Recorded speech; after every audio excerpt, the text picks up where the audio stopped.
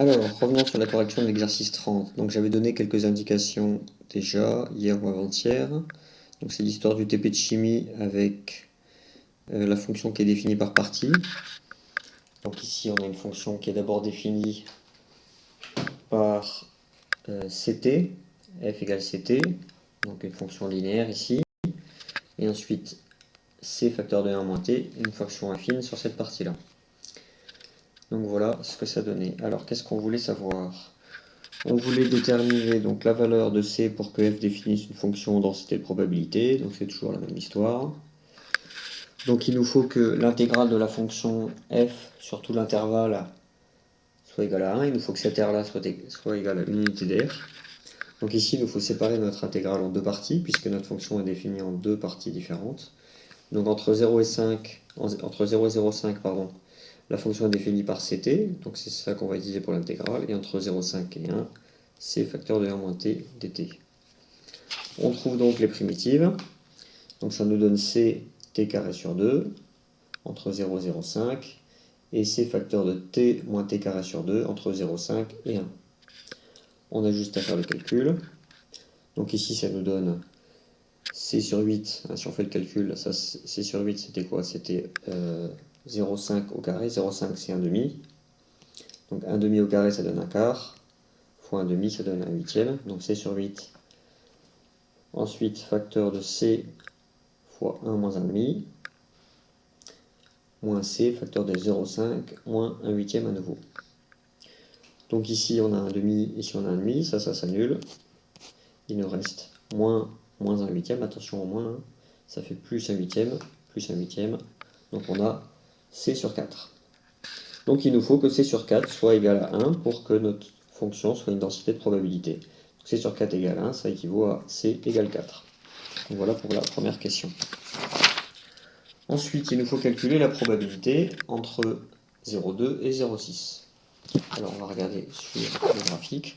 Entre 0,2 et 0,6, donc c'est l'air qui correspond ici au milieu. Il faut calculer cette aire-là. Donc visiblement, ça devrait faire un peu plus de la moitié, on dirait, de l'air total. Donc on a un ordre de grandeur en regardant le graphique. Donc allons-y, calculons. Ça correspond à l'intégrale entre 0,2 et 0,6 de f de t dt. Cette intégrale, il nous faut la séparer en deux parties, puisque la fonction est définie en deux parties. Entre 0,2 et 0,5, c'est la première définition, c'était entre 0,5 et 0,6. Au-delà de 0,5, on change de formule, c'est c facteur de 1 moins t. Les intégrales, on les a déjà calculées, donc les voici à nouveau.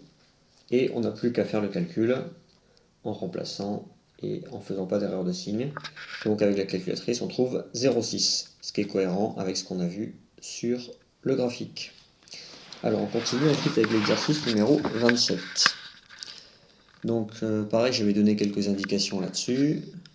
Donc on a une variable aléatoire sur l'intervalle 1 sur e, et une loi de probabilité de densité de type k sur x. On veut déterminer k, et ensuite on veut calculer plusieurs choses, plusieurs probabilités. Allons-y. Donc, pour calculer, pour vérifier que c'est une densité de probabilité à nouveau, il nous faut calculer l'intégrale. Alors, je vais revenir sur le dessin, ça ressemble à peu près à ça. Voilà, donc il faut que l'air ici entre 1 sur e et e, qui est tout notre intervalle d'étude de probabilité, il faut que cette aire-là soit égale à une unité d'air, pour que ce soit une densité de probabilité. La fonction, c'est bien k sur x. Donc on trouve la primitive de k sur x. Alors je vous rappelle que la primitive de 1 sur x, c'est ln de x. Donc ça nous donne k facteur de ln de x. Entre 1 sur e et e. Et donc on fait le calcul. Ça nous donne, donc ln de e, ça fait 1. Il ne faut pas oublier les propriétés du logarithme népérien. Donc ça nous donne k. Moins k ln de 1 sur e. Or ln de 1 sur e, en fait, c'est moins ln de e. À nouveau, les propriétés du logarithme, donc il faut se rappeler. Donc ça nous donne, donc ln2 ici c'est 1, donc ça nous donne 2k.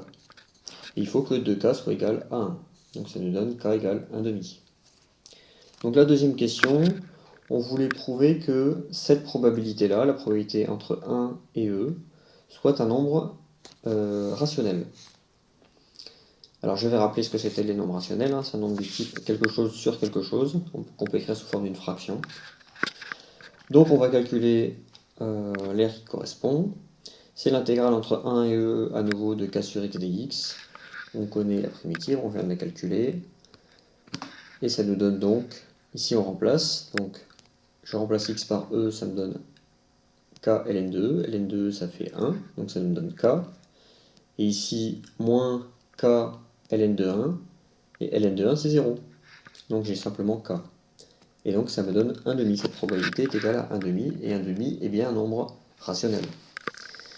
Ensuite, la dernière probabilité, c'était exprimer la probabilité pour que x soit compris entre 2 et 2,5. À nouveau un calcul d'intégrale. Voilà, ça nous donne ceci. On calcule donc 1 demi de ln de 2,5 moins 1 demi ln de 2. Et ça nous donne à la calculatrice 0,112, puisqu'on voulait la précision au millième. Comme le quatrième chiffre était un 5, si on avait 3 1, ça nous donne bien 0,112.